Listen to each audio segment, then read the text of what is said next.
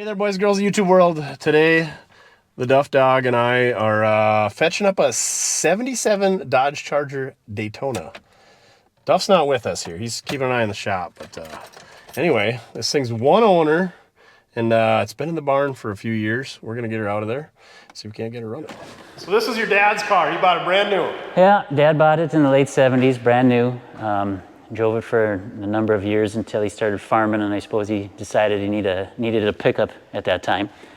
Handed it off to his brother. He drove it through his college years, and when it got all said and done, he got it back.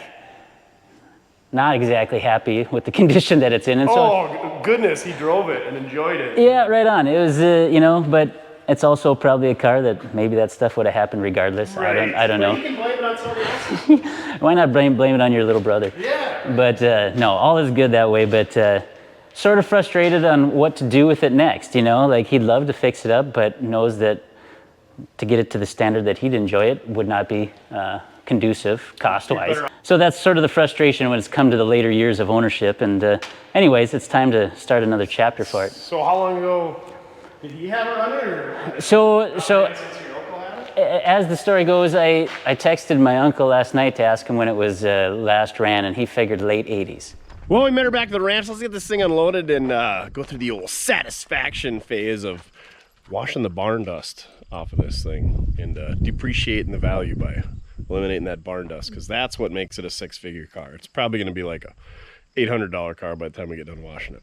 So let's get her unloaded. Pookie came by the other night, and of course he had to put old number 3, do it for Dale, on the door. So yeah, he already tainted it. All right, let's get her unloaded. I clearly did not back far enough. Oh.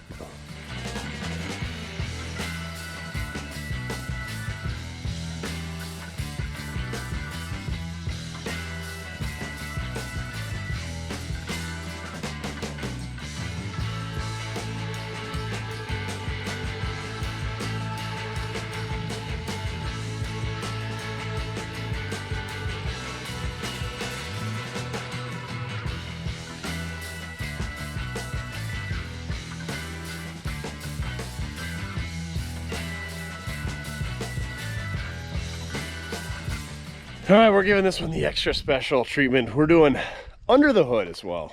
The lift is full of 67 Camaro, so we can't do the total package underneath. And we won't do the inside because it's too nice to pressure wash, almost. Also, this paint, we lose a little bit of it if we pressure wash it too good. So we're just kind of giving her the, you know, the not the platinum treatment.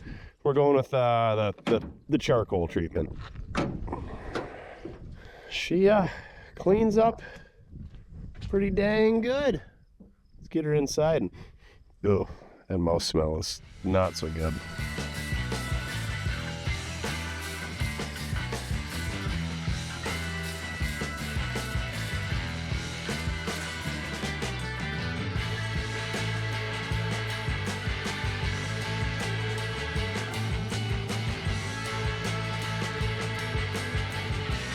All right, with the help of Bernie, we got this thing in here. Let's take a quick walk around and then get her up in the air and look at the bottom side, see how bad it is. Like I said, other than the paint, which I think gray was always the worst, it's pretty good. We got one park light lens knocked out. A little scuff there. Hegenes Hegenes Properties. Oh, 413, that's a Chrysler motor. Must have been the apartment buildings he was living in at one point. Oh, there's a bread tie down there hiding. And some, is that Doublemint gum? Oh, if we get 1 million subscribers, I'll eat that Doublemint gum. Because we know that'll never happen. Nobody wants to watch some angry guy that doesn't know anything about Mopars work on them. I didn't scrub it. I definitely should have scrubbed it. She's got some rot in the dog legs and the rockers. A little rust in the quarter panels, eh, Duff? Nothing crazy. The roof paint is good. The trunk, it's got that Palomino paint going on. A little rust in the trunk here. Clearly, AAA member, you know, if you got a Mopar. There went Pookie honking at us. I don't think this is holding the trunk shut. I think it's just a Minnesota blue plater state law, it's a safety catch. That hitch is real crooked. So I don't know what's going on there. I already got the hood open. You think you can do the trunk for us? That'd be great. That would be great. A little dinger over here in the quarter. Other than that, pretty straight. A few little door dings in there from the Walmart parking lot. Seems like this quarter is a little bit rustier. We're missing one beauty ring up there. But yeah, pretty good. Let's lift her up and take a look at the bottom side. Alrighty, let's take a look at the bottom side of this thing. As you guys know, I'm a pessimist, so don't take it like this is a bad car. I'm just really good at pointing out the bad things as opposed to pointing out the good things like, yippee, it rolls. I'm more like, the tires are flat. Whatever, differential's locked up. Axle seal leaks. That's what we're trained to do as mechanics. Not like I'm a trained mechanic, but we point out what needs fixing. We don't point out the good things. That's for the salespeople. And I had to deal with a guy yesterday selling some stuff. And even if ever it was paid for and we're loading up, oh, it's a great deal and you stole that and this and that. And long story short, I don't like dealing with salespeople. They're a different breed. And most of them are liars. All right. If you can call me anything, don't call me a liar. So, hybrid, like we pointed out, it's got the old Fram oil filter on it. pH 43, back before they had the, what do they call those? Not the Tough Guard, but the Sure Grip thing around the bottom where they rhino line them. The bottom side has got a lot of surface rust, but to be expected, nothing terrible. So these cars are a unibody. So this is the unibody right here, but this ties into, this is basically the frame rail is what ties it together. And anybody can fix floors. Look at DD Speed Shop, he fixes floors. But if you got structural rust, you gotta know what you're doing. So always look for that, especially on these subframe cars, because this is a lot thinner than regular frame material like a full frame car would have. So keep an eye on that because it'll rust out easier. Looks like she's factory dual exhaust. Inner rockers are good. All the, I guess these are, they're kind of like a body mount, but it's probably where the seat or the seat belts bolt down. Keep an eye where the torsion bars, these Mopars are a torsion bar. That exhaust probably needs some adjustment.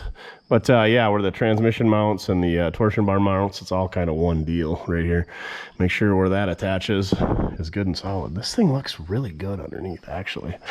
I could wire wheel it all up and pour 15 it. Should be 727 and a 400. You could get these with a 440, it says under the hood.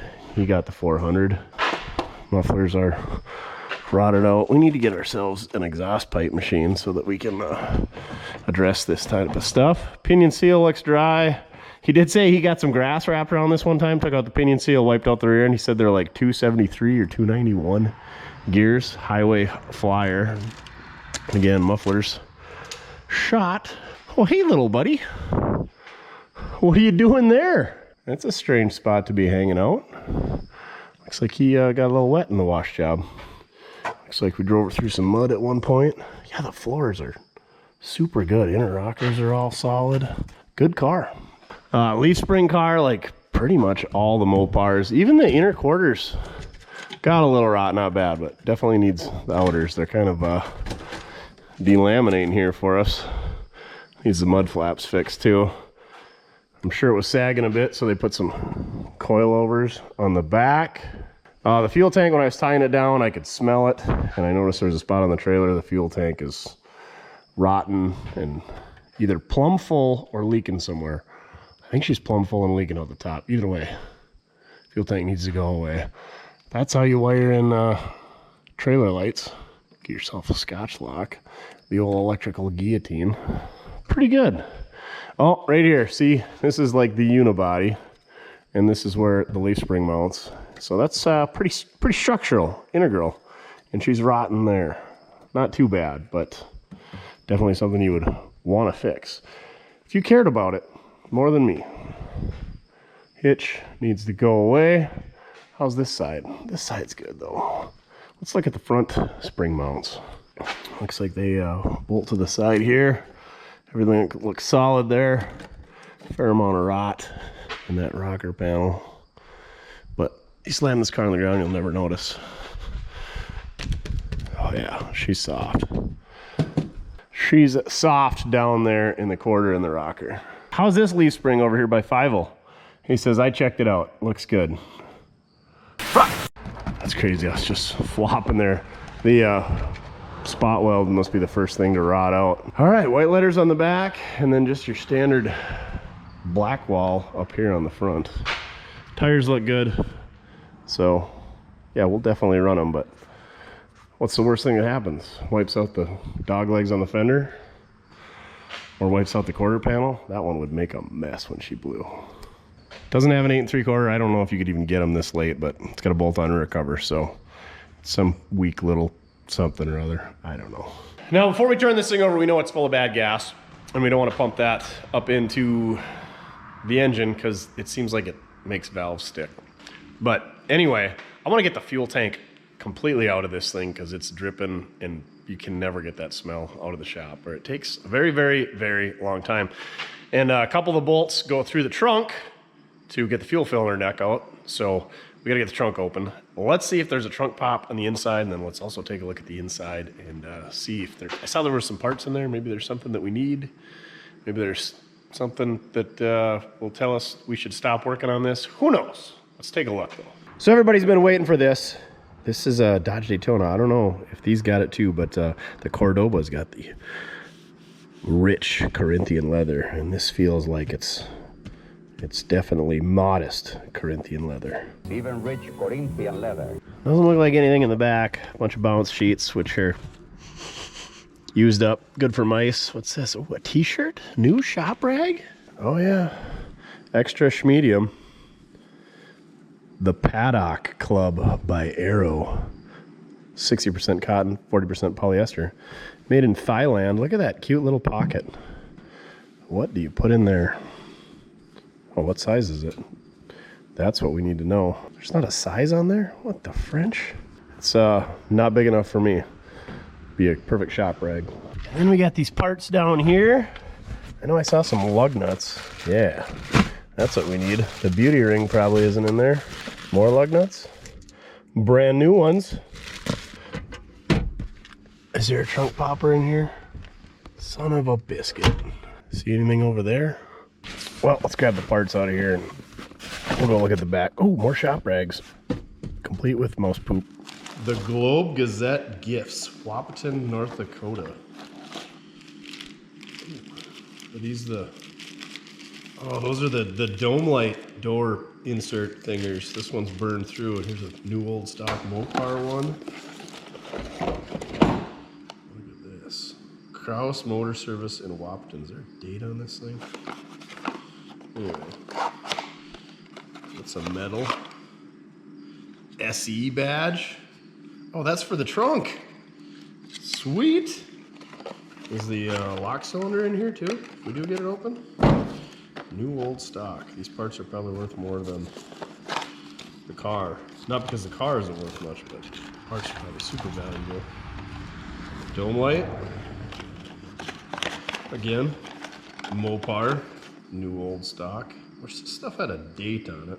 There you go. 10/2/84. So, yeah, what's this? Telecom Products Division. Wahpeton, North Dakota. Brockman Chrysler Plymouth in Greenville, South Carolina. Greenbow, Alabama.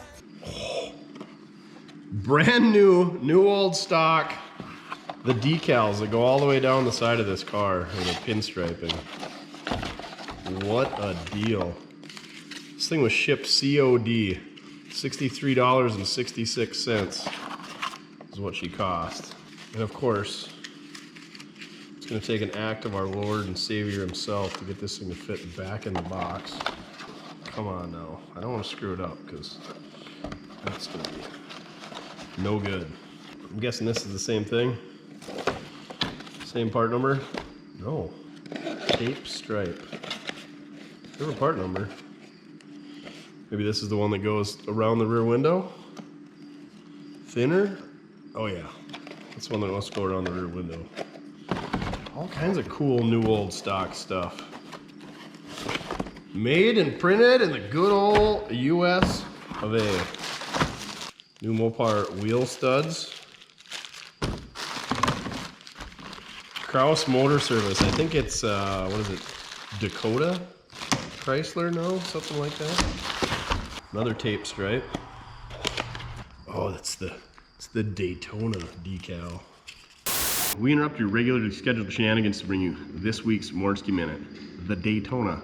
What is the Daytona? It's a beach in Florida where they used to race cars. Interestingly enough, that's what they named this thing after. Also known as the Daytona 500. That's right, Mopar developed these things to compete in NASCAR. And these were actually the first car to break 200 miles an hour. That's right. They're doing 200 mile an hour all day long now, but back in 1969, nobody had done it. And then the Daytona came out. So actually March 24th, 1970, Buddy Baker took his Dodge Daytona and broke 200 mile an hour at Talladega. Gosh, it's the most wonderful feeling I've had in a long, long time. There's something that nobody can ever take away from you, being the first guy to run 200 miles an hour on a closed course circuit. And interestingly enough, the Charger Daytona was not the first Daytona. Studebaker made this as an option, high performance option nonetheless, for the Studebaker Lark in the 1960s. So back to Chrysler in 1969, Dodge had the Charger 500. It was kind of a flop. They lost Mr. Petty. He went over to Ford Motor Products, and they had to figure out a way to now beat Mr. Petty. So they took the Charger and added the Daytona package, which was an arrow nose and a wing and a few other things, and made these cars go real fast. They came factory with the 440, but out of the 503 cars, 70 of them came with the 426 Hemi in them. They won the Talladega 500 in 1969. They won one more race in 1969, and then they won 4 races in 1970.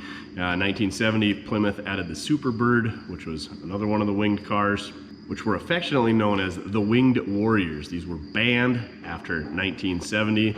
They also included the Mercury Cyclone Spoiler 2 in the Ford Torino Talladega. So now we get to what we got going on here. In 1975 through 1977, basically the Daytona was just a rebadged Cordoba with a stripe package. While the Cordoba came factory with the 318, you did get a 400 with the old Charger Daytona in 1975 through 1978. And then things went downhill from there. They actually offered a front-wheel drive car that was referred to as the Daytona from 1984 to 1993. And then after that, in 2006 on up, it was a trim package on Chargers, which at that time had 4 doors. So there you go. All the information you never wanted to know about the Dodge Daytona. Now back to your regular scheduled shenanigans. So somebody was planning to fix her up. These are just your standard lug nuts. We'll throw all that in our lug nut and wheel stud collection. These can stay with the car. Some Mopar touch-up paint. We're gonna need a little bit more than that to cover the hood and the trunk hood. We got both colors. We got the black and the gray. Code PX8 black metallic and code JA5 medium gray metallic. You got a comb, you know, because you need one of those in your hot rod. And this must be the SE emblem that got busted. I don't know what that's for. We might find out later. Who knows? All right, nothing in there that shows us why they maybe parked the car. Hopefully the old screwdriver does this trick. Maybe not. Come on. Ah. Oh. Mothballs. You ever smelled mothballs? How do you get them to spread their tiny little legs? Look at that nice medium gray metallic on the bottom of that trunk lid. Looks like we got the factory jack. And that's about it. And then our compact spare. The old custom mini space saver. I think these are Goodyears, right? I don't know. Looks like it's been used. Not many miles on her though. Sure enough, Goodyear. There it is. More electrical guillotines on the taillights. Don't worry, they got both sides as well. So these two screws right here are the ones we got to take to get the fuel filler neck out. Also, I noticed when I was taking the trunk up that we're missing this little trim piece here that goes around the license plate. So I'm going to pull those out, then we'll get her up in the air and get that tank dropped. You can see those are the two screws we took out up there. The fuel filler neck's got a seal around it and it should pop out of there, but those seals are usually so dried up that you don't want to mess with those. Up here should be a couple of bolts for the straps, and then we'll have a wire for the sending unit, probably 2 wires, one's a ground and one for the sender, and then hopefully a couple of lines for the fuel. If it's got a return, it should have a return, I would think. You know, this is emission 0. I'm gonna say, please don't strip out. Where is said lines? There's one we can cut. Looks like that's our ground up there. Interestingly enough, it doesn't look like there's a fuel return.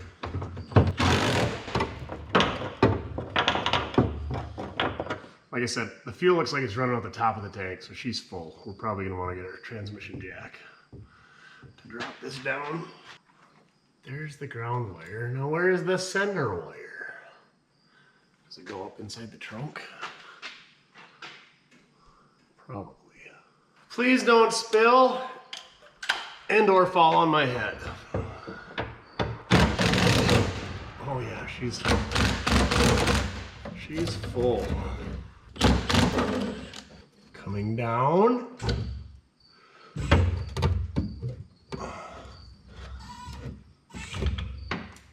Something's not happy. Oh, found that vent hose.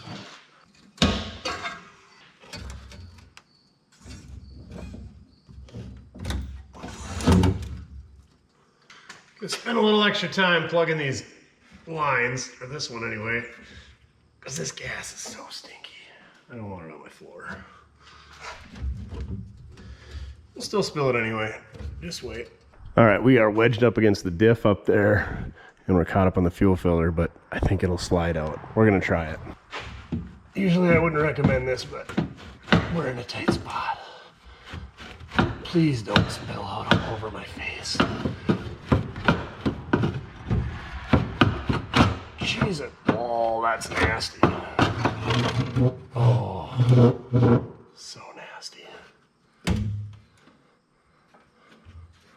Now that's where it's probably gonna slosh gas all over. Come on. Be very, very careful. Be very, very quiet. Ah! Mother trucker! All right. Now I gotta take a bath. It's not even Saturday.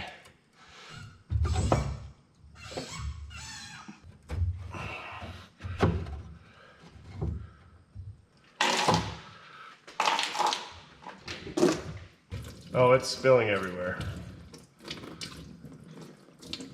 This is not gonna go well. Well, Joe's gonna be mad when he comes to work and it stinks like gas. Not good gas, bad gas. Ah!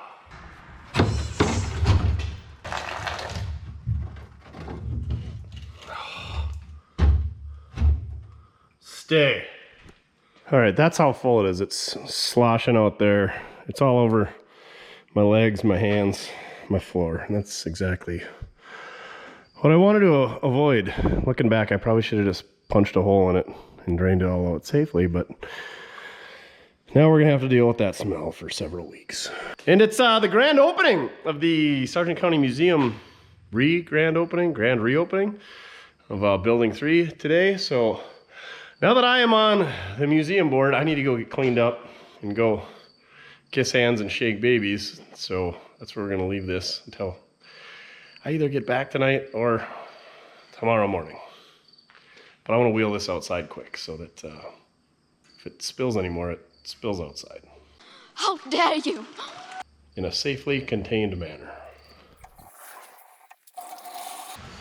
Maybe floor dry will absorb the smell. No, it won't. Should have done this outside. Should have just stabbed a hole in it with the skid steer and drained it into our confined bad gas catching container area that we definitely have here.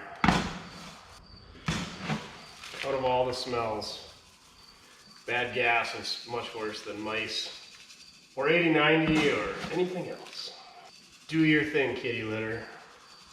Is that what you're supposed to do? Soak up odors? Yeah, soak up these odors. All right, I'm off to the museum opening. Go check it out if you're ever in Foreman, North Dakota. Sargent County Museum. Got an awesome Bobcat display open there. Video coming soon. Wish I could do those dance moves like Gwinner and really grind this stuff into the concrete.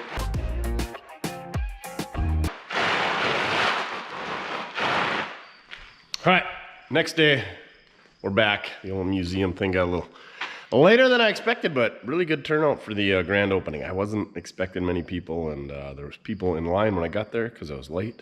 And yeah, good showing. Gave away some Bobcat door prizes. If you're ever in the Sargent County area, go check out the museum. There's kind of strange hours. Go check them out on the website.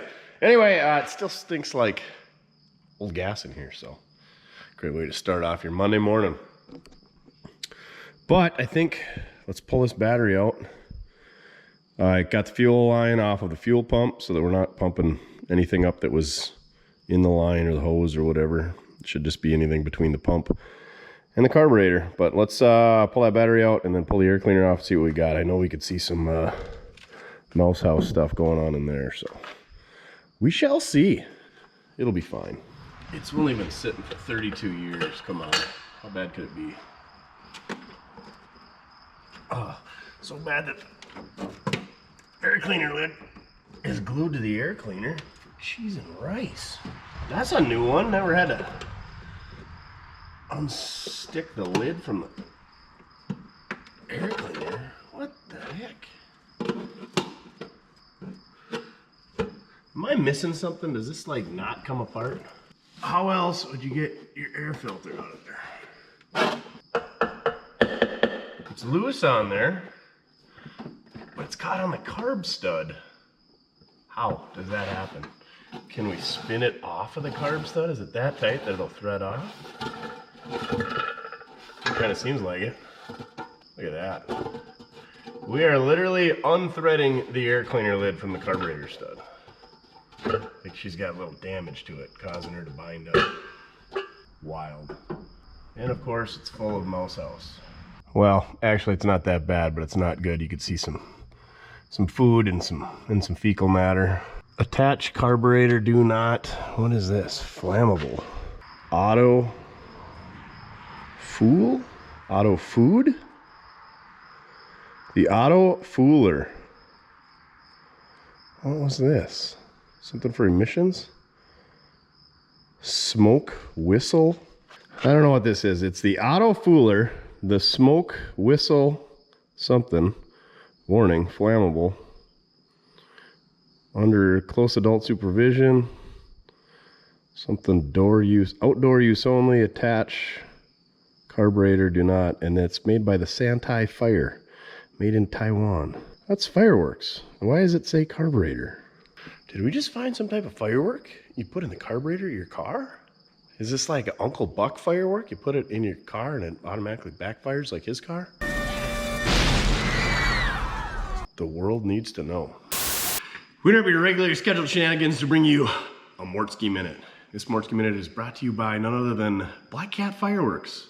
Just kidding. Black Cat Fireworks would want nothing to do with the flamage that we put up on this channel.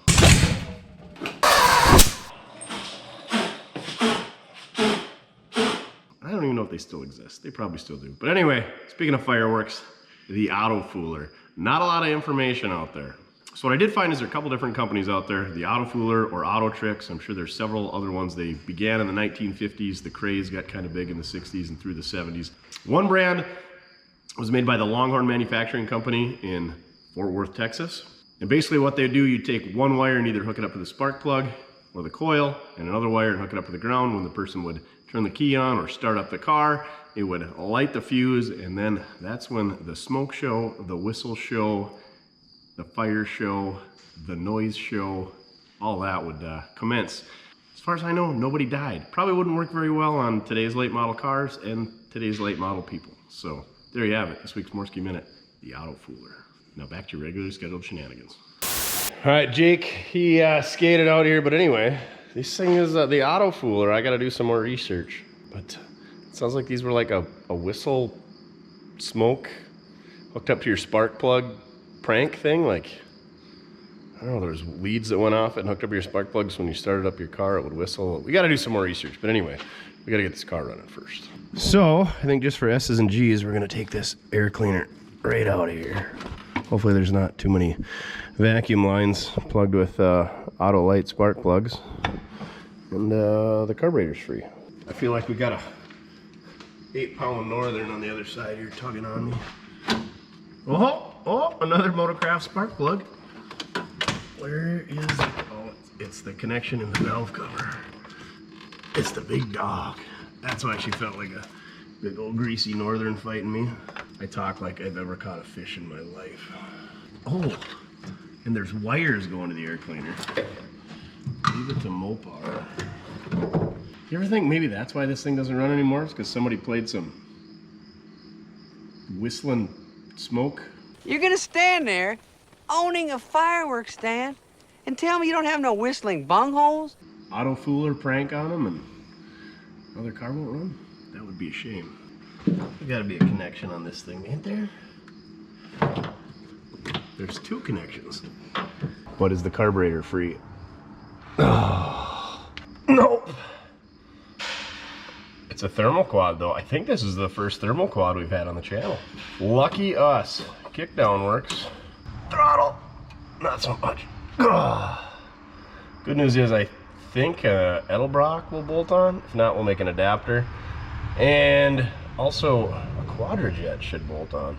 I'm gonna have to get the old chrome Quadrajet off that. What was that thing? A 75 3/4 ton Chevy 2-wheel drive? Check this out. Here's our fuel line coming in here. And it looks like they clamped 2 big chunks of charcoal or rubber or something. I'm guessing this thing was vapor locking and this was some type of vapor lock voodoo. Anyway, good stuff. I thought it was rubber, but it is definitely not rubber.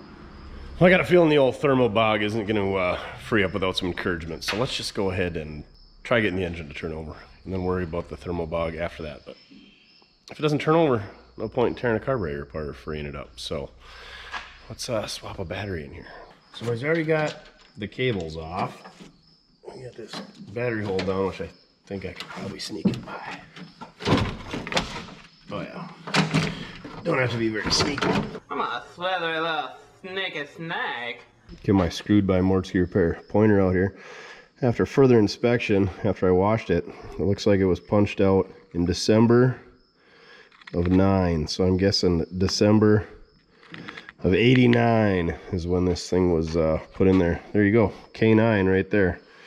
What letter is K in the alphabet? Sure enough, 11th letter, so that would be November of 89. So this was a 1-month-old battery when they punched it out.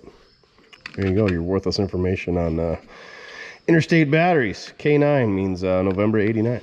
Looks like Mojo Magic is our battery sponsor this week. You too can be a battery sponsor at mortskerepair.com. Where's our battery cables? Moved to. It's got the screw-on ends and they're in pretty tough shape. We'll try cleaning them up and see if they come back to life. I don't even know why I would mess with these. These things are pretty terrible, but we're on a budget here, so we'll just clean them up a little bit. And then when we can't get her to crank over, we'll reach into the box and get some new ones.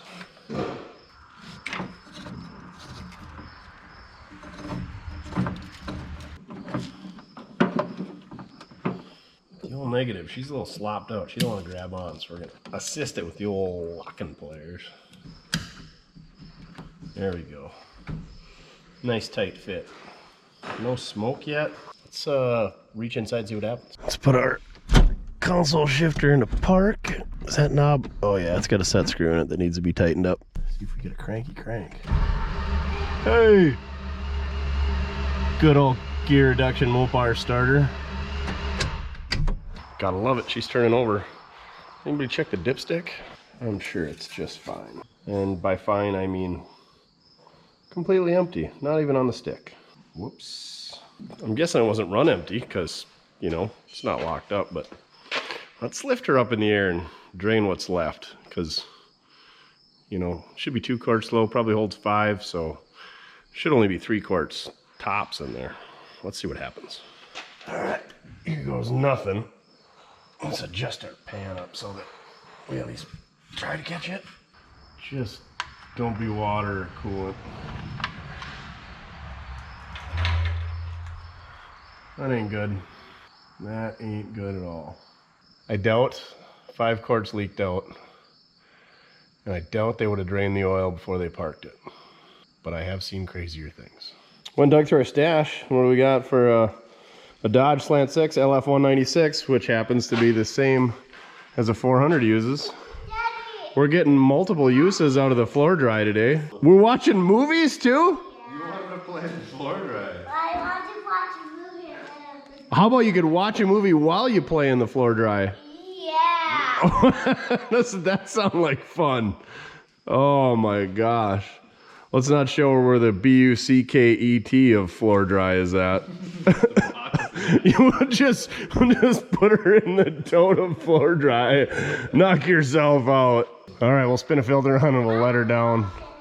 We're gonna have to remove the floor dry pile before we let it down. And then we'll fill her up with oil. Hopefully it lives. So the old frame on the Mopar sits horizontal, so that might be part of it, but this thing was pretty much bone dry.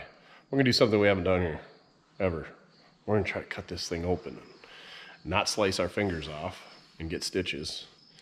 And see if there's any bad news in here. If there's all kinds of metal shavings, then I guess we'll just go play in the floor with the floor dry with Paisley and not waste our money on oil and a filter. I know they make tools for this, but they like cost real money. Look at this. We'll use our new shop rag, so we're not out of shop rag. And then I think they use a tin snips. It's like a can opener is what they usually, is what the tool is that you spend money, but I think I seen the Dull Check or somebody use a tin snips. Good news is my tin snips all suck. And there's a right and a left, and I don't know my right from my left.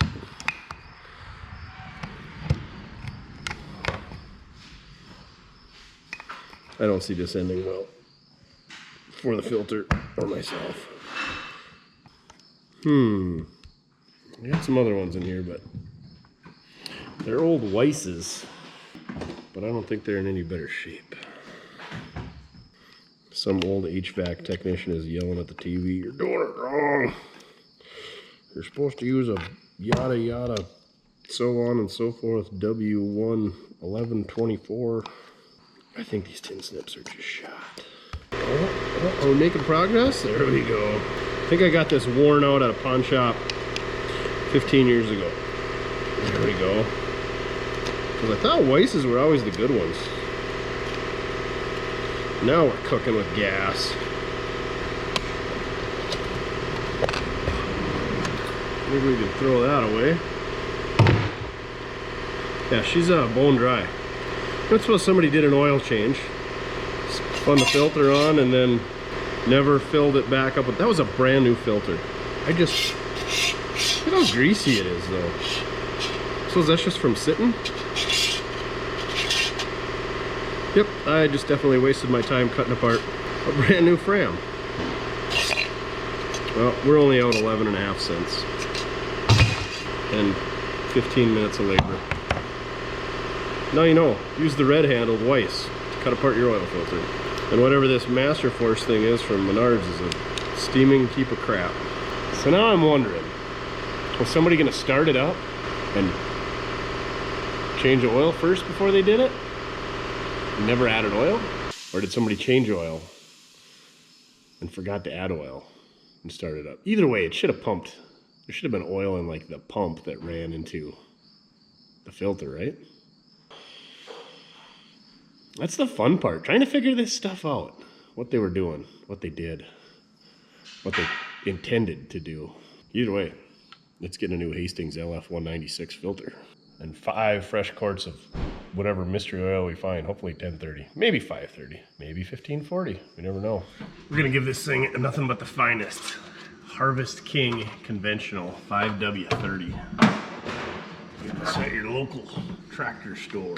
And don't drop the tinfoil condom inside your engine. Is it running out the bottom? Nope. I doubt the old Harvest King's gonna unstick our carburetor, but it's probably a little bit better for our cam bearings and rod bearings and rocker shafts, all that good stuff. Now I guess we'll see if we got some spark. Do these things got the starter solenoid? No, the gear reduction Mopar starters have their own solenoid built on them. All right, I'm gonna have to get somebody to crank it over so I can check for spark. Hard to find good help, so I wired up our loser switch here. See if we can get some spark action. Now this thing's got Mopar's version of HEI, some type of electronic ignition, so usually they work. Let's hope this one does too.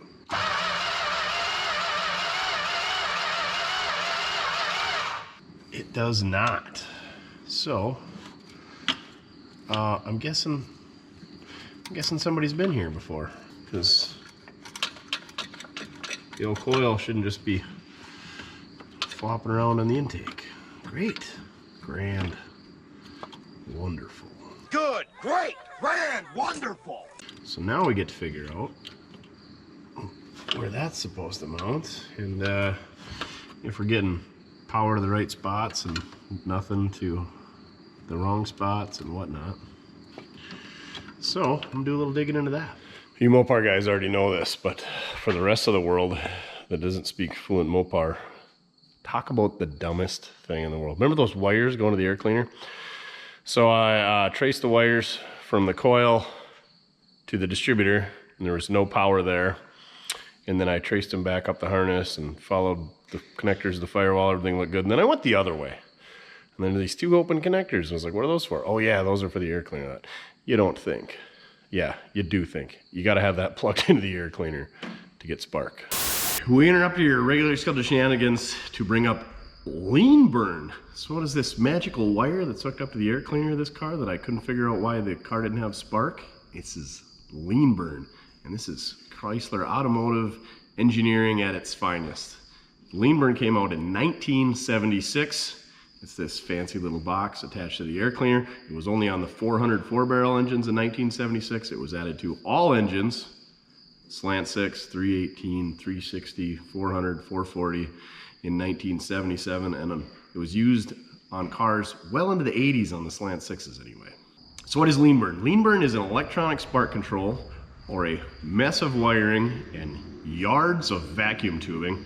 There's 8 sensors on there. Along with these 8 sensors, there was a small computer or electronic spark control box. These sensors included throttle position sensor, intake air temp, and coolant temp. And based on driving conditions, it allowed the computer to advance spark and therefore pass emissions without the need of a catalytic converter. So, old Mopar, they had to figure it out. But then things got a little bit more stringent in 1977, and the catalytic converter had to be added anyway. And to this day, all automotive manufacturers, again to meet emissions, still have to use some form of electronic spark control, but old Mopar, they were the pioneers with the lean burn system. Interestingly enough, in 1976, they did a study with a 1976 400 4-barrel and a 1976 364 barrel that did not have the lean burn. And the 0 to 60 times were the same, but the 400 got 2.5 miles a gallon better, so good stuff right there. Bad stuff, they weren't super reliable. People didn't know how to work on them, so most people took them off, threw them away, and just went back to the old regular electronic ignition or points or what have you. Now back to your regularly scheduled shenanigans. It didn't take me too long to figure out, but here, I'll show you. Just for S's and G's. Now we got spark. By the power of Grayskull. Oh, I would say take my word for it, but we got spark. Maybe that's what we'll have to name this car.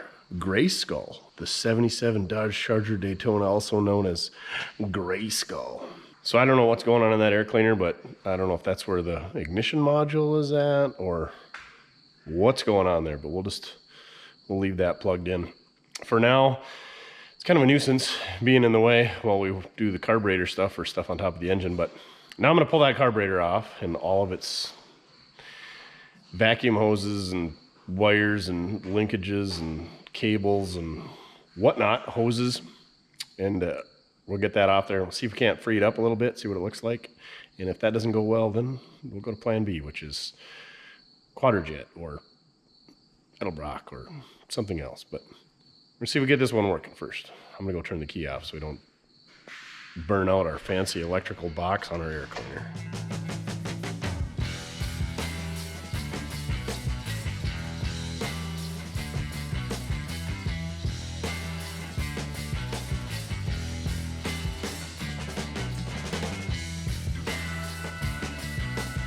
All right, here's the old thermo quad. You can tell by the whatever this thing is, the polysphere polynomial.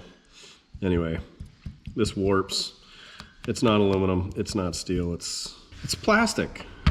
It's a phenolic. Isn't that what it's called? Phenolic. Anyway, why doesn't this open? It doesn't look that rusty. Or, yeah, I don't know.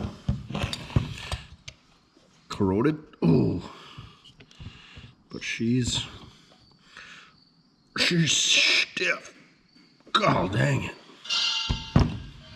So, as you can tell, it's a spread bore, not a square bore.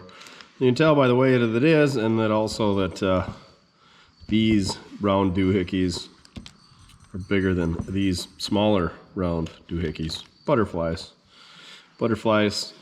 We're not even gonna try to free that up because I don't have any parts. And if we did get it freed up, I'm sure we're gonna have issues. God dang it. Well, that one opened. Why doesn't this one? What's your problem? Why are you welded shut? Oh, for right here. I like how I said I wasn't going to try a second ago, and here I am, trying away. Oh, for Pete's sake.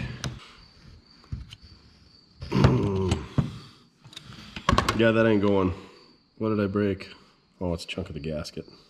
We don't need that. We do need a carburetor, but we don't need this one. Let's see what we can scrape up. We're gonna set that off to the side so that we can overhaul it so that we have a numbers matching Charger Daytona. What are you doing? Stealing magnets off my toolbox? We're pretty preoccupied. Oh, you don't want, I think Tyler, is that his name? You don't want his calendar, his mermaid calendar? You can't, that's, DB painted that for me. You don't even feel bad about stealing all my stuff? Okay, bye-bye. See you later. Where's your shoes at? In my backpack. Hey, go grab a chrome Quadrajet carburetor. Is that upstairs? No, I think it's on a 75 C20 yet. Just kidding. Daddy daycare. I'll go do it. Did a little digging in our stash. Found the old chrome Quadrajet. Gasket's even still good because, of course, we put some Vaseline on it. Petroleum jelly. So let's see what we got to do to mate this in this place of the old thermal bog and go from there. Looks like it should be pretty straightforward. We might have to reroute a fuel line and do something with the throttle linkage, but other than that, should be good to go. The beauty of these Mopars is the hose for the brake booster comes right out of the intake, so we don't have to worry about that guy.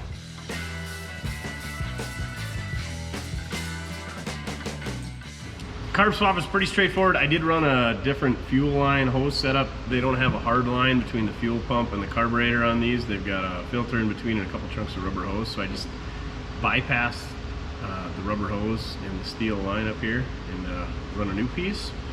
And I didn't cut up the old one, so that way we can restore it back to OEM for the big Barrett Johnson reveal. We'll probably get hundreds of dollars for this one owner, low mile. What do we look? It was like 53 or 58,000. Low mile, never been smoked in, never been jumped, rust free, never been mouse infested. Anywho, yeah, carb swap's pretty good. This doesn't have a vacuum advance, it looks like. I don't see anything on the distributor. It didn't look real hard. But yeah, let's see if she lights off. We're gonna give her a tickle hot sauce. I don't have a pump or a tank hooked up. Well, the stock pump, if that works. So we'll just run her off the old hot sauce bottle for a bit. See how that goes. I installed this carburetor. This is an Amazon cheapy carburetor. I've talked about it before. I think they're like under 200 bucks, right around there, maybe 150. Anyway, I went out, that pickup hadn't run in a month. Cranked it over a little bit to get fuel up to it, lit right off, idled. Seems like they work great. We should throw one on a daily and see how it holds up.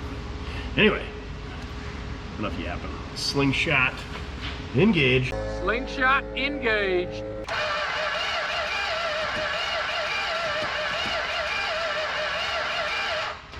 I'm gonna check, make sure we got spark. Got spark there. So, a little hot sauce down there. There we go. Maybe some choke after.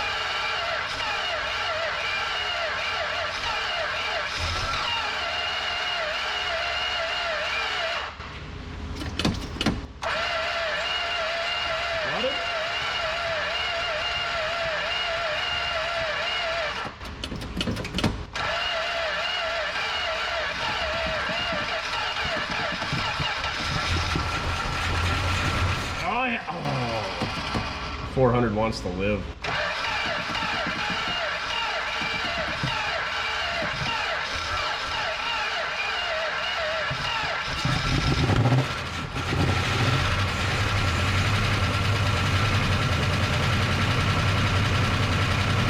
It's alive! It's alive! It's alive! It's alive!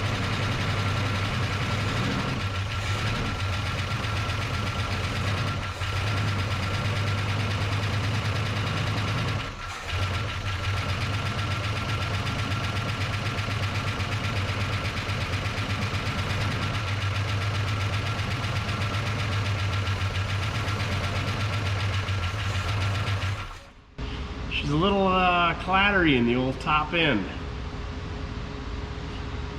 Suppose somebody ran her without oil before, or it just isn't up there yet. I don't hear any rods knocking, so you can run the valve train for a little while without any lubrication. It'll be fine. Let's hook up an external tank of sorts, and then we'll fire it up again, run her for a little bit longer, go from there. Had a slight change in the venue. Usually, if there's enough rust holes, we just jab a fuel hose through, but this thing was so solid. It's such a rare and amazing piece of Americana that I didn't want to drill a hole, or torch a hole, or chisel a hole, so we had to find a hole. Luckily, found the perfect hole. You guys know when you find the perfect hole, right?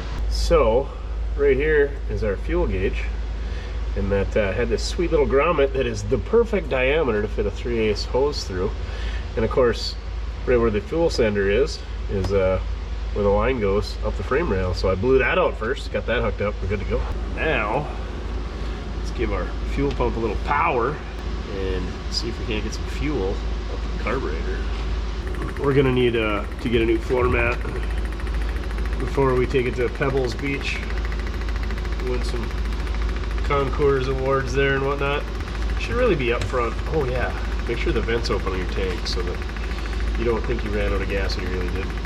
If there's any leaks up there. Well, that's a giant puddle of gasoline. Thanks for telling me about that. Just standing around twiddling your thumbs. I'm guessing it's the diaphragm on the fuel pump. I don't know. Maybe we'll just bypass that. Tighten up the hose clamp on the fuel line and eradicated our fuel leak. So now let's see if we can get her running again. Slingshot, engage.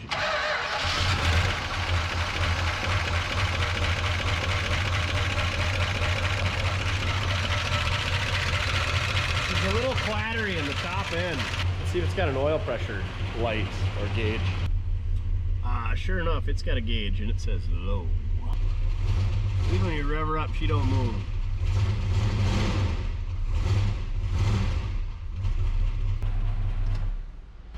Well, that's interesting. This is interesting as well. To remove key, depress lever and turn key. I was wondering why the key didn't go all the way back. They got this neat little hee-hoo up there. And speaking of keys, see they got that little flat edge on the top?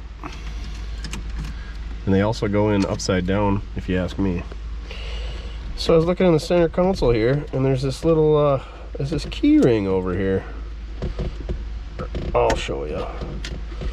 There's this key ring right here, and I thought it said something about twist to remove. It says knockout. I think these little tabs were on the tops of the keys, and that's where they gave you your spare keys when they were new. Because that sure looks like key material. And those two are round, and those two are square, like 2 door keys and 2 trunk keys. Yeah, sure enough. And that one's, oh yeah, that's the center part. It's the knockout of the center right there. It goes, the key ring goes through. That one's round, and that one's kind of squarish. Oh, it's too big to fit in there. But the round parts look like they would fit inside of that thing. That's gotta be what they are. I was thinking that oh, maybe the square part was on one of these edges or something. I don't know, but that's had to have been what it was. That's how they shipped them with the keys. And they got the number for the key on there, E346. So you can probably get them cut. And 1442. Nothing else good in there. That's pretty cool. I'm guessing this used to say something cool too, but you can't see it anymore. You know, it's not cool when your engine doesn't have any oil pressure.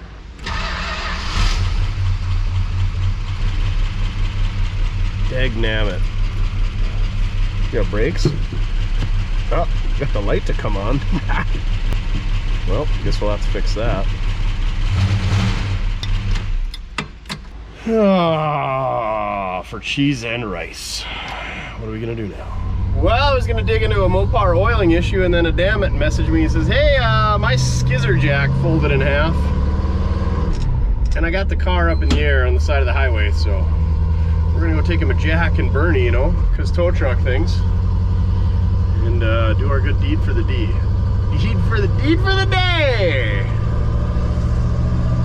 Oh, Bernie. Making her happen. Buick down.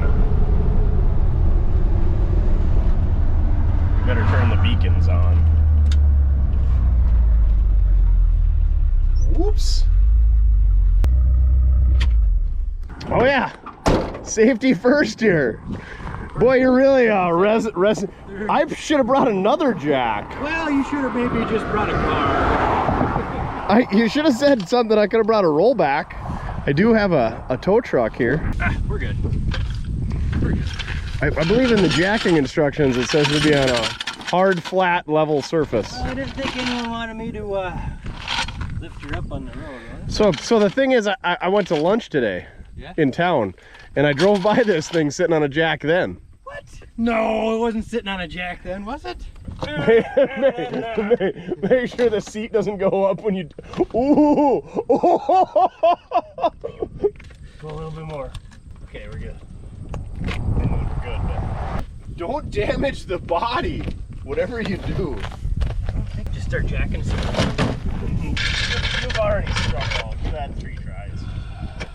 What are you jacking on up there? Up where?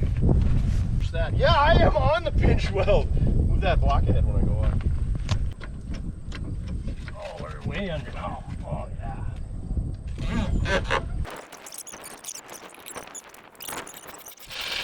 All right. That'll be $200. Well, good luck. Thank you, sir. Put some new tires in your car. So, I guess the oil pump is external, like a Y block on these things. That's right behind the oil filter. So, let's see if we got any oil in there. Bone dry. Oh, that's handy. Maybe we'll try to put as much oil in this thing as we can and then spin it on there and then try priming it. All right, we got her about half full now. I'll try to slam her on real quick without losing too much. I didn't put any oil in this filter because it sits sideways and it's all gonna leak out. Comment down below, is there a special way to change oil on your Mopar with your horizontal oil filters? I guess when they're horizontal, I've never messed with them. Seems like a silly thing, but it is what it is. Hopefully we didn't hurt anything. Hopefully it was hurt before. Hopefully somebody buys this thing as is. I don't know about that. We gotta get her running, go for a test drive. Duff has already abandoned us because it's taken so long. Oh hey, look, the infamous Mopar fender tag with all the information you'll ever need about the build on this car. Oh yeah, I forgot to tell you, we got to dam it back on the road so he can go see Rube Dog's football game. He's gonna be about 15 minutes late. But anyway, distributor's up here, turns counterclockwise. I called the Mopar madman to see what he thought. Remember how I said the coil was loose earlier? I wonder if this isn't related. Maybe somebody had the distributor out and the distributor drives the oil pump and they lost that shaft. I don't know. I've never had the distributor out of a big block Mopar, so we gonna learn today. You gonna learn today? It is up front and off to the side, and that's why the oil pump's kind of down here at the bottom of the engine, because the distributor's up here and the distributor runs off the camshaft, and then there's a gear that turns that, and then there's a shaft that runs down to that, runs the oil pump, and boom, you get oil pressure. Tell you what, old Wes, he'd have drawn you a fancy picture on some graph paper, but not us. We just explain it with our hands and continue working away. I don't know how much time that guy spends behind the scenes with all his amazing edits. I mean, he's the only guy that makes a video about wiring up a trailer. It's worth watching. Sharpening drill bits, man, you name it. He's doing the silly stuff. Makes it worthwhile. Ooh, I'm pretty sure this is the original distributor cap and the Made in USA rotor. Don't forget that there. Where's the bolt? Where's the retaining bolt? Let me guess. It's not even in there. Where are you? What holds you? Oh, there it is. 5/16. So ourselves a 1/2-inch wrench. We'll spin that out.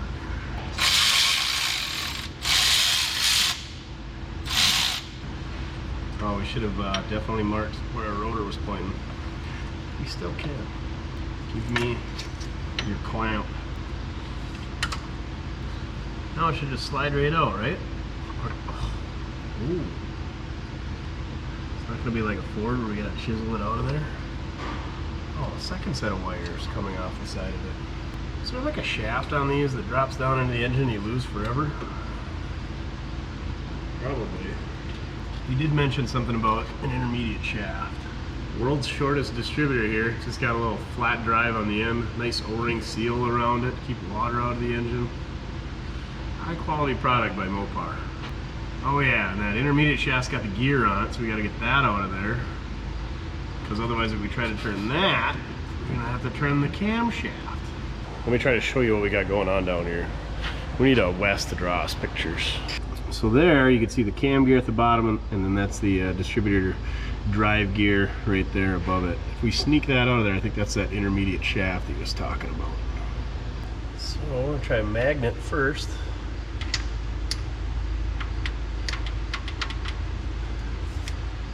That does not have enough magnetism. Does not want to come out of there. So now we're going for the old long neck needle nose. There you go.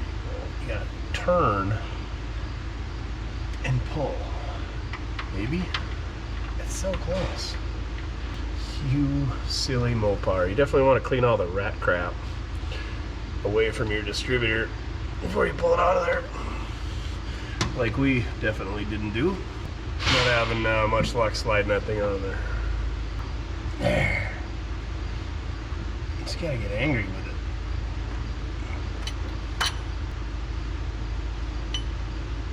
And there she be. It's got a hex drive on this end, and then the flat drive on that end for the distributor, and then this runs off the old camshaft. So now we need some sort of hex doodad like that to prime it. Well, for dumb, here's that hex shaft. It's 5/16. Ford's got a female version 5/16, and then they got a female quarter, and then Chevrolet's just got, it's flat at the end. Anyway, my little tool kit here from KD Tools, oil pump primer kit, doesn't have anything for that. But I'm a genius. Look at that figured out. 5/16 Allen socket, long extension. We'll see what happens. One thing that worries me is if, obviously there's got to be oil right there because you see that runs on it. If we got to have that sealed up right there, I don't know. And that this socket will go clear down there without any, oh, it's not going to fit through that hole that that thing rubs on. Dang it. Thought I was a genius, but then I thought it over and I'm not a genius. We'll try anyway, but I'm going to get stopped. Yep. Dang it. So, if we cut up an Allen wrench and weld it to something, that might work. Duff came up with plan D for Duff. We got an 8mm Craftsman Allen wrench. 8mm, same as 5/16. We're gonna metrificate this thing. We're gonna cut a chunk off this. And then I got one of them jack turning tire lower downer rods, I think is what that is. And we're gonna cut a chunk off of that, weld this to that. I don't know what we're gonna put on the other end, but we'll weld something to the other end so we can turn it. Oh, we should just be able to chuck that up in the drill. We'll be good to go, huh, Duff? Okay, I'm gonna go do some cutting. You do the welding.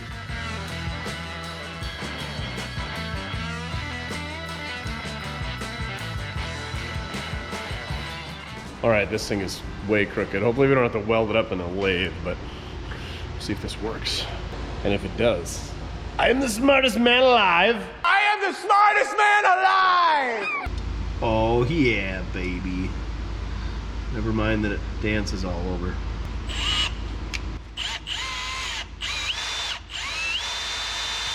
There you go, we're priming. I think. Oh yeah, we're supposed to go counterclockwise. Duh.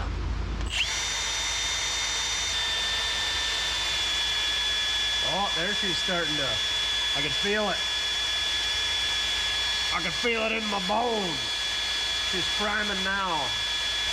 And by feeling it, you can probably hear it, but there's a lot more resistance all of a sudden. Oh, I can actually see oil coming up between the shafts where I was talking about. So at least we got oil that far. One eternity later. All right, stuck our vacuum cleaner down there, clean that out. Look at this. I don't know if you guys can see it, but it says distributor rotation, counterclockwise. Usually they got the firing order, but Mopar even tells you, hey, we're bass backwards and we turn counterclockwise. Now the hard part's gonna be, we gotta line up that hex, and then we gotta line up the straight line, screwdriver, shaft, notch, dealio, and then we gotta line up the rotor, all so that this thing will run. There's probably a really scientific way of doing it. I'm just gonna start throwing stuff together and get it as close as I can, and if we gotta adjust the timing and remove some spark plug wires, we'll do it.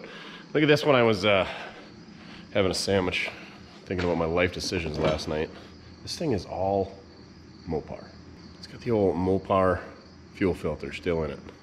We better hang on to that. It's probably gonna make it worth at least another $173.14 at Barrett Johnson, so keep your Mopar, all Mopar. Distributor's in, took a few tries to get that intermediate shaft lined up where I want it to be, but line the timing mark back up with the rotor, and it should take right off, or be as close as it was before. Right, Duff? Right. See if she fires up, and then we'll watch the oil pressure gauge. Come on, baby.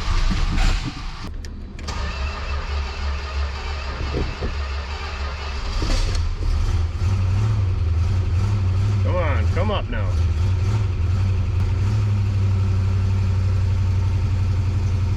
There we go.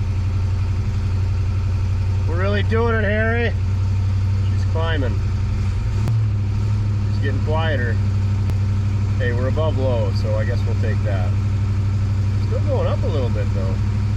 So this thing does have electric sender, and so those aren't as responsive or quick responding as the old mechanical style with a copper line that goes into the cab. So that might be part of it, but it's still climbing a little bit.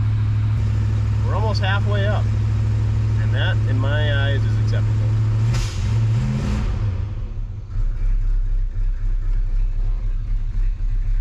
See where it sits at while she idles.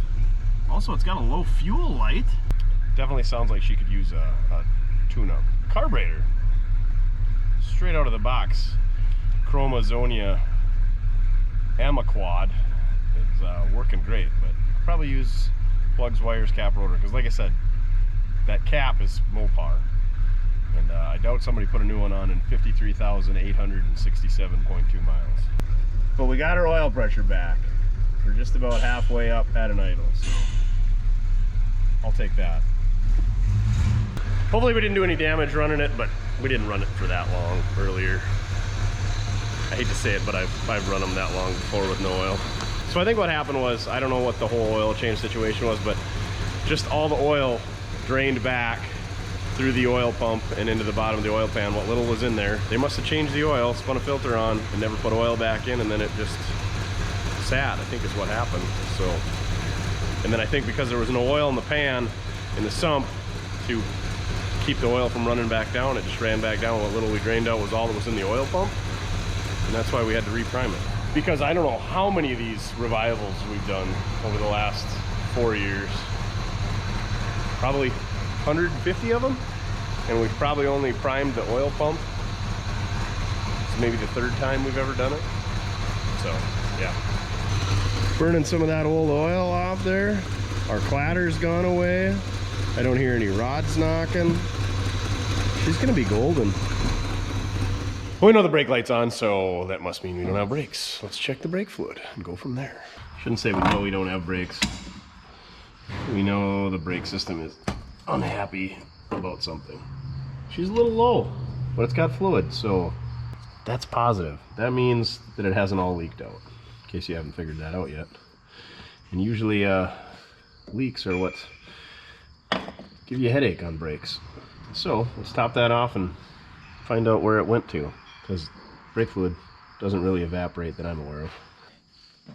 Oh yeah, let's put this fender support rod right over the top of the master cylinder.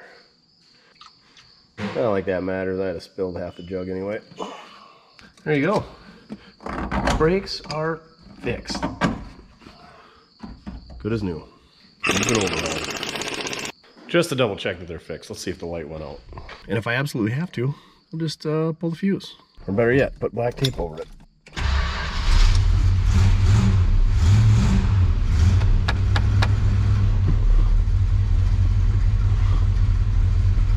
They feel good though. Does the transmission work? Guaranteed that. Oh, the button doesn't go down. The handle goes up. All right, we're not gonna do too much of that motion or somebody might get excited. Oh, I was like, oh, the brakes are that good. No, the tranny's just that low. Don't Mopars, you have to leave running neutral for a while so the old 727 can pump some oil before it'll move, because the pumps don't run in park. Looks to me like we better add some transmission fluid. This thing is just glorious in here. Look at all the colors we got. Dark red, less dark red, a little darker red, the same less dark red. This, which probably was red. So many reds with a splash of wood grain. And then whatever this is, this looks like a 1970s Dallas Cowboys belt buckle. That's what that looks like to me. Something like that. More wood grain. Oh, no horn. I did see they were unplugged. But she's got FM. Ooh, and remote mirrors. Uh-oh. Where's that smoke coming from? Okay, we're just gonna turn that back off. Transmission fluid, that's what it was. That's what we were doing. Where is that dipstick, Jimmy? Think with your dipstick, Jimmy! Oh yeah, snip in the abyss. it's on the stick. Bottoms up. We gotta fix that exhaust. Then this thing will be ready for Americans. What do you suppose that air cleaner fits quadra bogs and quadra jets? And thermal bogs and quadra jets. That's what I meant. Oh yeah. Like a glove. Like a glove. Now let's see if it goes into gear and stops. Brakes. Okay, we'll let her pump for a bit. You gotta give her the old pump action in a Mopar. Doo doo doo doo doo doo doo. What's that like owning a Mopar, getting up every morning, let your car sit in neutral before it backs up? There we go. Let off the brake.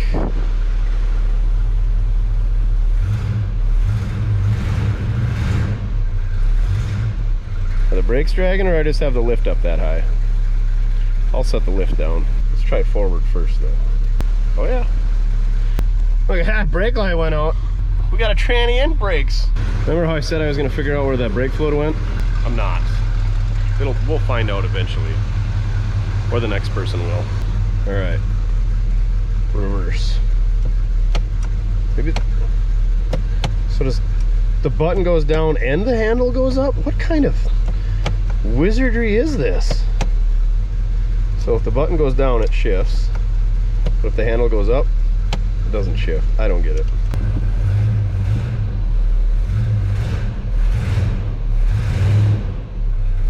I think the brakes are dragging.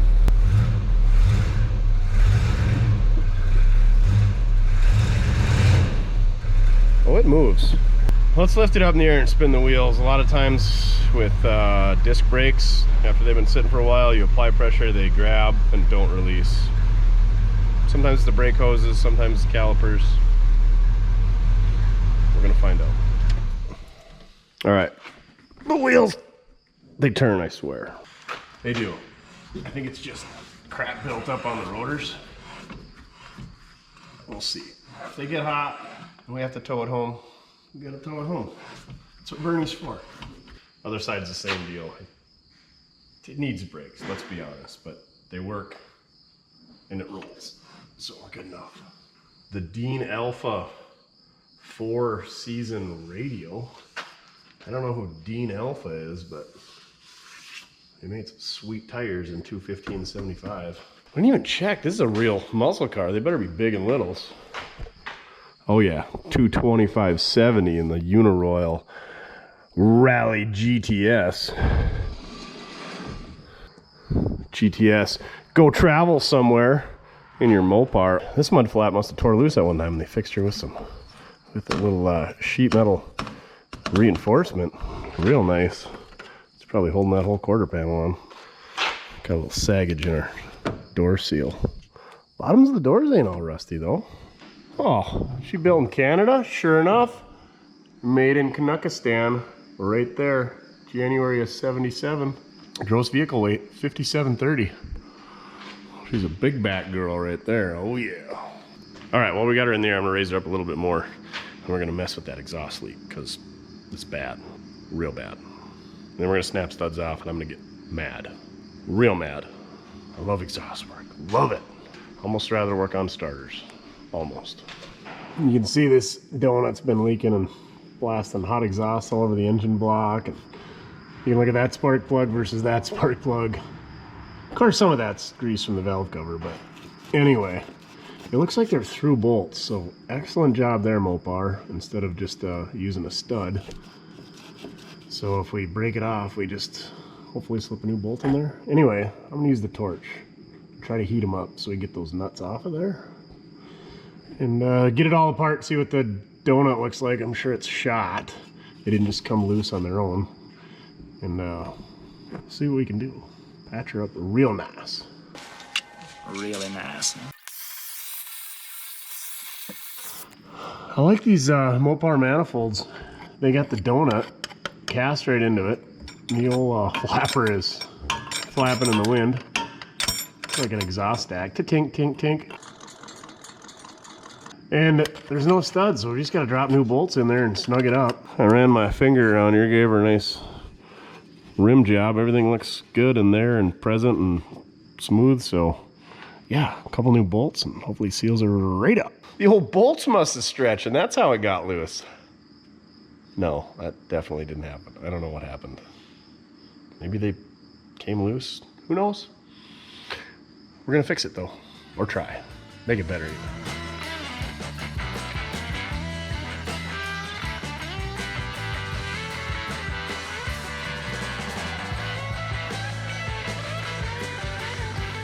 All right, a couple new 3/8 bolts and nuts. She's good and tight. No more leak there, guaranteed, until it leaks. Speaking of leaks, I found our brake leak. Yep, there it is right there. All right, let's put a brake line on it.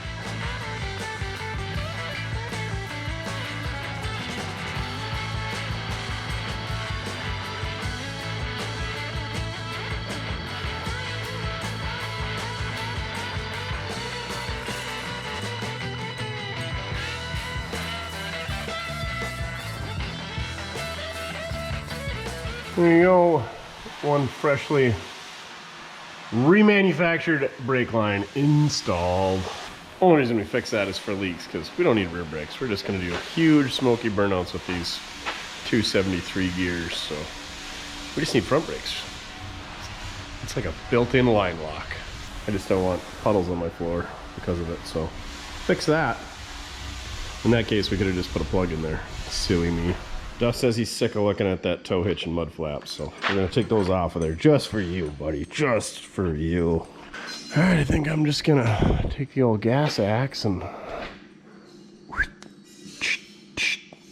nip all those, grab a flat screwdriver and hopefully get all these off there. We might have to use a cutoff wheel, but we'll figure it out.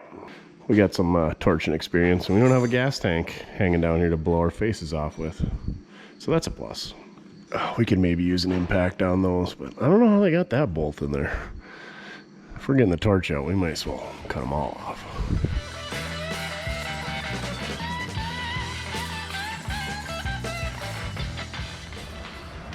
One sweet 1977 Dodge Charger hitch for sale. Complete with 2-inch ball.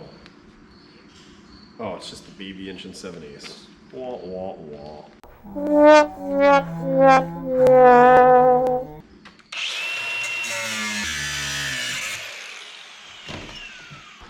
This one should be easy. It's got one screw holding it on.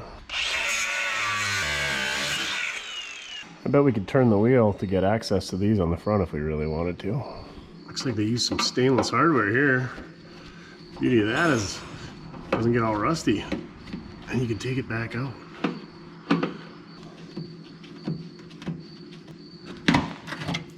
Saves you from rock chips, but it also holds a bunch of crap back there to rust everything on the inside out, especially your fender molding. Oh yeah, now she's a real Daytona race car with all that weight loss. Put her on the old Jenny Craig program, remember those? Have you called Jenny yet? We got oil in the transmission, we got oil in the engine, we got brake fluid in it. Let's check the coolant. Oh, that's no good for business. Looks like we're gonna need a radiator cap. Good news is it's wet on the bottom. So we'll go find a new one of those. What are they, 16 pound? 14 to 18, you know, anywhere in between. Pretty loose tolerance on that hot rod. And we'll top that off a little bit with some green antifreeze.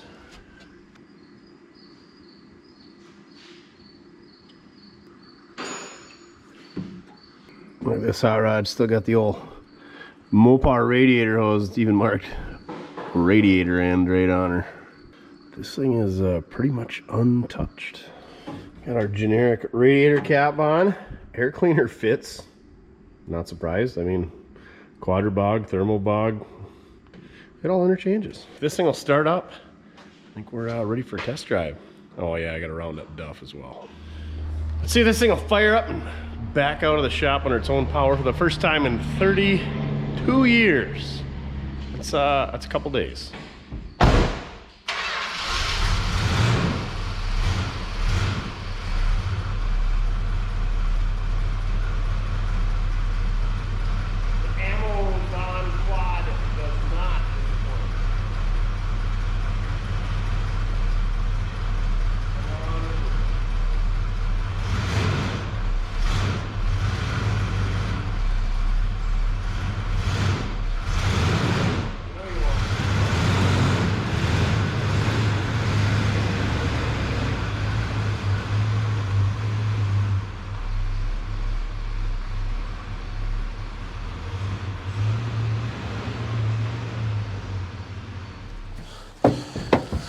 Let's do this. You'll high back buckets. Pretty comfortable. Fires up and idles. Can't believe it. Buckle up for safety. 3-point safety belts. These things are lifesavers, Duff, literally. Oh yeah. Let's do this. Come on, reverse. Just kidding, that was neutral. Because Mopar transmissions never go bad. Oh yeah, trunk doesn't really want to latch, so we're kind of holding her together with the old bungee cord that was on there. Definitely should have washed the window first. Guessing you can really boogie in first gear with these tall gears. Or second. Even with these crusty 1980s tires, there's no shimmy in the front end. 45 mile an hour, let's go for third. Like butter. You can smell a little bit of something burning. I'm guessing it's just crap coming off the engine. This thing just floats down the road. Could maybe use some new shocks. Okay, definitely could use some new shocks, but the exhaust drone isn't terrible. The smell inside, kind of mixed with the almondy, toasted almond smell coming from whatever's burning off underneath the engine bay. We're doing the speed limit, and it's just cruising along. Speaking of cruise, this thing has cruise. I didn't hook it up, but I bet, based on what I've seen under the hood, it probably would work. Yeah, get yourself a fuel tank and fix the old trunk latch, new tires. I'd do exhaust and brakes. Just a thorough cleaning of the interior, the old steering wheel. She's a little sticky. Not as bad as a GM, but not as good as a Ford. Do that. Get the cruise and the AC working. I kind of want to test the AC, but I kind of don't want to blow all the belts off. So, oh, brake light went out. Fix those. Yeah, this thing is... This era of cars, like 70 to whatever, basically a 70 car, 72 to 79, were just floats down the road, no hands. Terrible performance. No horsepower, tall gears to meet emissions, no overdrives. I mean, these cars, they weren't going to set the world on fire, but they just are pretty hard to beat as far as like a nice daily driver. I wouldn't go so far as to fix the rust on this thing. I think I'd just polish it up good, get some new white letters, find the missing beauty ring, give her a good thorough cleaning and enjoy it. Maybe get the radio working too. She's a good rig. Better throttling back. We're getting pulled over for speeding. The exhaust is getting a little bit droney. There again, if you could have the windows up, turn the AC on, cruise, this exhaust would probably be fine. Seems like all the gauges are working. Temps right in the middle, right where I assume it should be, right in between cold and hot. We don't have any numbers, so we're just gonna say she's sitting right at 180. Brake light's back on though.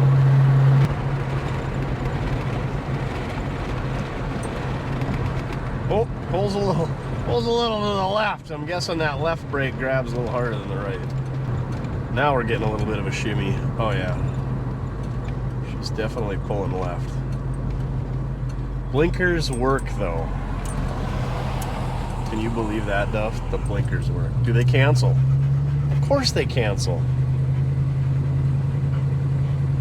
This thing was probably a really good car in 1992 when they parked it. I still have no, we got all kinds of oil pressure. I still have no idea what was going on there. Maybe somebody was going to restore this car. First thing they would do was change the oil, and they couldn't find the right oil, and then let it sit for 30 years. I halfway want to put exhaust and brakes and tires on this thing, and just drive it. This thing is good, and I kind of dig the old Dale Earnhardt paint job on the outside. I don't know what to think. I don't hate it, that's for sure. As always, price and availability in the video description. I'm not dead set on keeping this thing. I know these aren't valuable cars, but it's a really cool car. Console shift. It's kind of rare with the Daytona package. You know, I guess it's definitely a collector car. I mean, there's tens of dollars worth of new old stock parts with it. It really is a bummer the radio don't work though.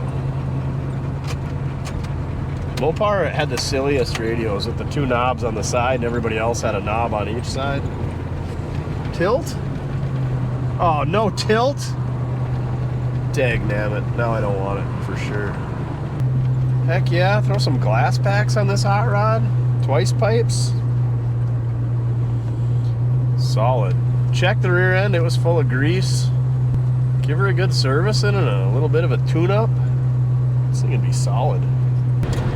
Now the temp's creeping up. Could be a stuck thermostat. Who knows? Dang it was just hanging out there where it needed to be. Maybe it was slowing down through town there. I don't know.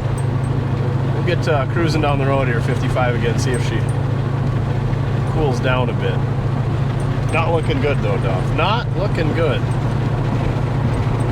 Should be plenty full of coolant. I think it's supposed to be in the upper 70s, low 80s today, so not like super hot out, but maybe that's why they parked it? Come on now. I'm trying to drive here. Maybe it's got a head gasket out. Maybe that's why they parked it. She keeps on creeping up though. Hopefully we can make her back without going nuclear. I was hoping to do a burnout here, but I think we're gonna save the burnouts for when it's not so hot. And maybe it's just the gauge. Good news is the brakes still work. Oh yeah, she keeps creeping up. It's not pinging yet, so it must not be nuclear.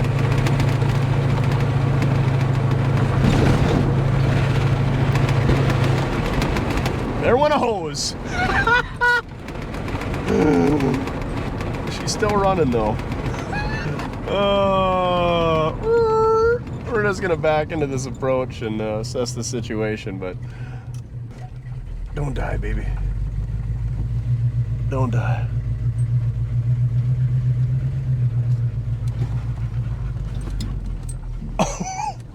We've never popped a radiator hose, I don't think. Well, I have, but never on a YouTube video. Let's go assess the situation, Duff. Let's turn her off. See how nuclear it is. We'll try to turn it over. Oh, she fires right back up. Oh, where's the door handle? There it is. Yeah, she's warm. Smell that? That's a new smell. That's coolant. Yeah, go swimming in the swamp. At least we got water to dump in. So yeah, That's not good for business. Oh, hopefully you can use the audio off the other one.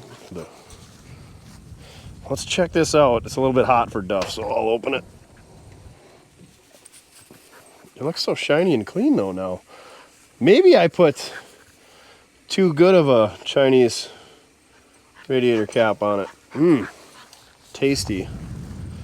Top hose looks, nope. There's your problem right there. Whoops. Add thermostat and gasket and radiator hoses to the shopping cart as well. Don't worry, dear, help is on the way! Help is on the way, dear! So I think that's gonna wrap this up. I don't have a radiator hose for a 77 Dodge Charger in my repertoire of radiator hoses. I probably got a flexi hose that would work. But yeah, this is a common thing with old cars, you know, rubber goes bad, radiator hoses. This thing probably would have been fine if we'd changed the thermostat or found out why it was overheating. But you know, the hose was like the fuse. It was the weakest link in the cooling system. So yeah, if you buy this car, you're gonna need a thermostat and a radiator hose and maybe head gaskets. I don't know what it is. And maybe the head gaskets were bad before. Maybe they're bad now. Either way, Duff's gonna go in the ditch and chase that coolant with some ditch water, his favorite, right after tire water, where the tires lay around and get full of water.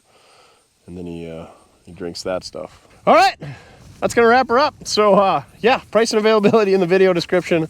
One family owned 77 Dodge Charger. Chin's gonna come get us with a rollback, or he's gonna come get us and I'll come back with a rollback. So, oh, dang it, it looks so good, even when it's broke down. Right, Duff? Yeah. We could just put the radiator hose on it and sell it as is. Tell everybody one owner, low mile, Charger Daytona, ready to go. We wouldn't do that though. Definitely wouldn't do that. Dang it, we didn't even get to try to do a burnout with those 273 gears.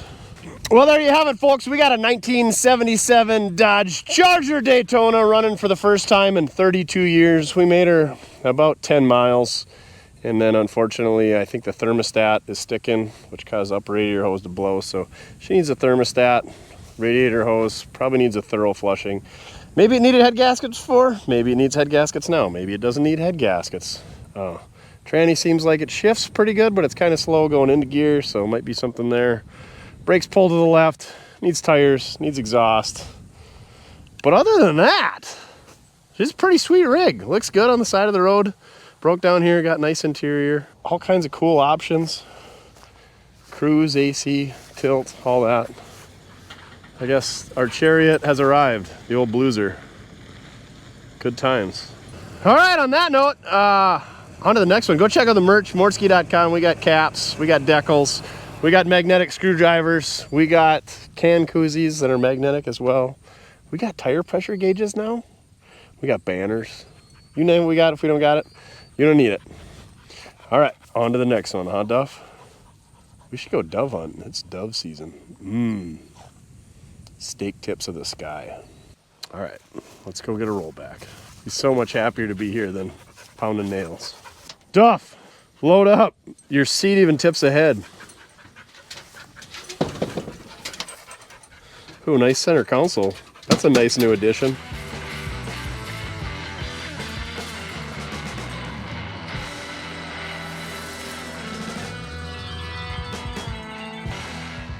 Oh man, everybody needs a rollback, I tell you what. Makes my life a lot easier. Wonder what we used to do when we would break down. I don't want to think about those days. All right, back to the ranch.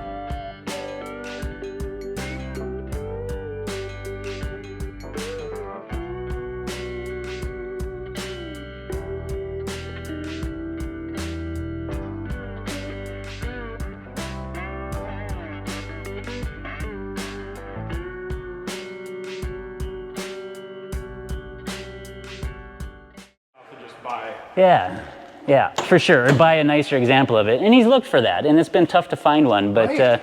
I've so never seen one done up like this. Well, it's hard I because don't think they made a lot of whatever. I think these are a B-body, maybe? Oh man. I don't remember what they call them. Maybe it's an E-body, but anyway, it's like the Monacos and the Chargers or whatever. And I don't think they made a lot of them because. And maybe for that sake, that'd be kind of cool, but because they're sort of anemic when it comes to performance, they're never really going to be a popular, high-demand car, which then value there lays with that. And so that's sort of the frustration when it's come to the later years of ownership. And anyways, it's time to start another chapter for it. So how long ago did he have it running? Or So as the story goes, I texted my uncle last night to ask him when it was last ran, and he figured late 80s. Yeah, so it's been towed around. My 25-year guess was way off. Yeah, it's been towed around. It was in Gelshute for a while. So you guys stored just there. pushed it in here then. So the longer story would be, it was in Gelshute for a little while, and then my uncle, who lives down in Woodbury, the cities, he towed it there, had a bumper hitch sort of contraption. He pulled it down there in probably the early 90s, stayed down there until the 2007, I think it was, when my dad was like, I'm coming to get that thing. And so he drove a trailer all the way down there and towed it back. 07, it got parked here, and that's where we're at today. 17 years later. Yeah, so... Yeah, the story is not as interesting and as captivating as maybe you'd seem, but yeah, it's. Have you got any old pictures? Oh man, I will if see what I can. If you got them, somebody great. But, yeah, I'll see what I can come up with there. It's cool to drop them in the video. Boy, that would be neat. I'll have to ask Dad. Nobody knows what your dad looks like. We just pull some off the internet. yeah, here they are. You get an email from your dad. Who's that Bert and Ernie looking fellow that you threw in there? That is not me. Yeah. So yeah, as far as any cool stories of it after that, I don't know that I have any. But like I said, it's cool. It's a Charger. It's a Daytona edition, but it's not gonna too bad it's not like 9 years older or whatever. Right. Yeah. I don't know if it even had. Probably, what would it have at that time? 200 horse? 210, 220? Ooh, I mean, 200's probably pushing it. Yeah, right. Probably so, that 180 range. I don't know. 380, 60? You better open it up and find out. I think it's bigger than that. I think it's, yeah. 400, I bet. Yeah, I think so. No tack. 53,000. That might be once around. I don't know. There ain't much wear on the brake pedal. Oh, good point. Bucket seats, console shifter, no tachometer. No moonroof, thankfully. Yeah, wouldn't that be something? It's got an odor. It's got a late 80s odor when the last time it was driven. Odor. Or maybe the mice that have. Yeah. Oh, there's a lighter in the back seat. Uh-oh. What do we got? Uh-oh. Oh, it's a big deer hunter here. I thought it was going to be something cool like Aerosmith. Hey, it still works. Holy crap. You want that back? You better have that. I'll mail it to my uncle. One owner, non-smoked, only been driven on Sundays. Something like that. The non-smoke thing might be hard to argue at this point, finding a lighter in it. Oh, this is cool. I always thought these little marker lights on the fenders were... Yeah, so do they blink with the turn signals then? Yeah, right, okay. And then I like the Cordovas with those little tiny round park lights. Oh, we're missing a lens. Yeah, we're going to have to beat you up on the price.